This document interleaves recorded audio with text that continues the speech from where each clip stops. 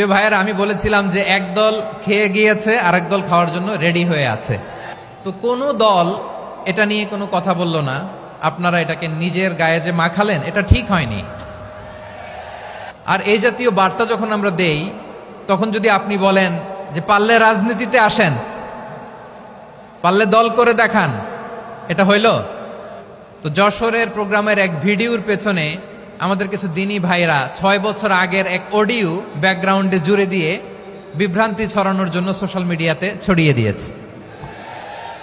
তো তাদের প্রতিও আমাদের কোনো রাগ নাই, ক্ষোভ নাই। তারা হয়তো দিনই তাকাদা থেকেই করেছে। বিশাল মাঠ, আমি তো বাংলাদেশের অলমোস্ট অধিকাংশ জেলায় গিয়েছি। এই এমসি কলেজের ময়দানের মতো মাঠ আমার চোখে আর পড়ে নাই বাংলাদেশ।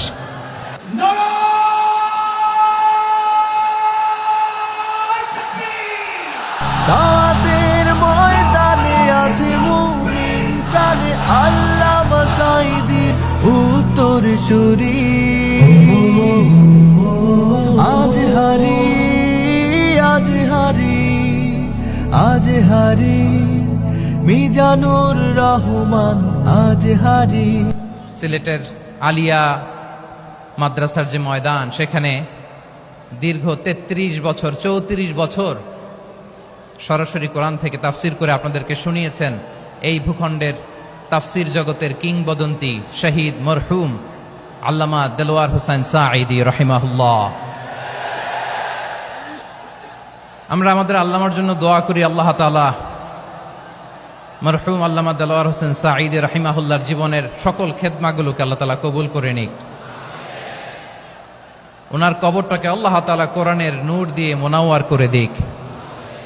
আমি আরো সৌভাগ্যবান যে আমি অত্যন্ত নগণ্য ক্ষুদ্র একজন কোরআনের ছাত্র হয়ে কোরআন থেকে যা বুঝেছি, এই কথাগুলো যখন দেশ থেকে দেশান্তরে যেখানেই যাই শোনাবার জন্য লক্ষ লক্ষ দিনী ভাইরা সেখানে উপস্থিত হয়, আলহামদুলিল্লাহ। এবং যারা আসতে পারেন না, এরকম কোটি কোটি বনি আদম পরবর্তীতে সোশ্যাল মিডিয়ার কল্যাণে তারা কথাগুলো শোনেন, আলহামদুলিল্লাহ। আবার এমনও অনেক আছে যারা আমাদেরকে পছন্দ করেন না, তারাও ডায়েরি খাতা কলম নিয়ে, মোবাইল নিয়ে, ল্যাপটপ খুলে আমাদের আলোচনা শোনেন। আমি তাদেরকেও ভালোবাসি, কারণ আমার স্লোগান হচ্ছে হেরে যাবে ওদের হিংসা, ষড়যন্ত্র, জিতে যাবে আমাদের ভালোবাসা। যারা আমাদের বিরোধিতা করে, আমাদের ব্যাপারে ঘৃণা ছড়ায়, তাদের জন্য আমাদের বুক ভরা দরদ আর ভালোবাসা আছে না নাই? কারণ ভালোবাসা দিয়ে যা জয় করা যায়, কঠোরতা দিয়ে তা পারা যায় না। তো যারা বিরোধিতার জন্য আমাদের